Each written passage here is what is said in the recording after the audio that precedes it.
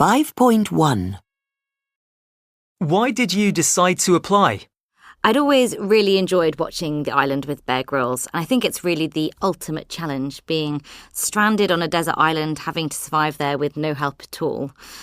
I love being outdoors and going on adventures, so that side of it really appealed to me as well.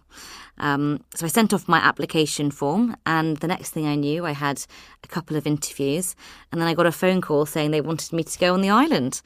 Never in a million years when I applied did I think I'd actually get to go. So I was absolutely stunned when they told me they wanted me to go on the programme. But at the same time, I was thrilled, and 2 weeks later we were off on a plane to the island. What survival techniques did you learn? So we learnt a whole range of survival techniques. We learnt how to make fire, which was actually quite complicated.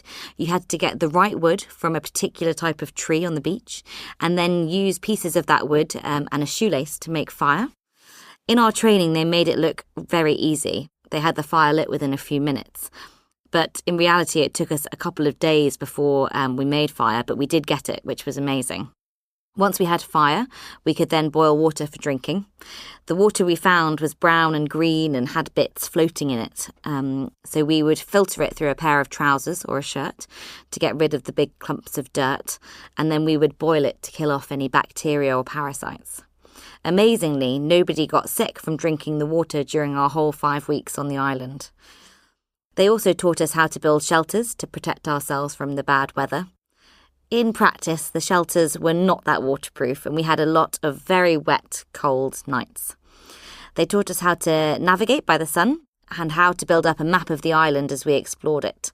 It didn't stop us getting lost, though. Who or what did you miss most? Before I went on the show, I said I'd miss my husband the most, but in fact, the thing I missed the most was most definitely food. It was all I could think about, and if I couldn't sleep, I would go through a list of different pizza toppings in my head to try and get to sleep. I really missed having a good night's sleep, although we did build shelters off the ground to stop us getting bitten by the insects and other creepy crawlies. It was really uncomfortable. Having clean clothes, I missed that as well. Putting on dirty, wet socks every morning is one of the worst feelings. Of course, I miss my friends and family too. But actually, what I realised was that I didn't miss many things. I definitely didn't miss having a phone or a computer or the internet, though as I said, I did miss clean, dry socks.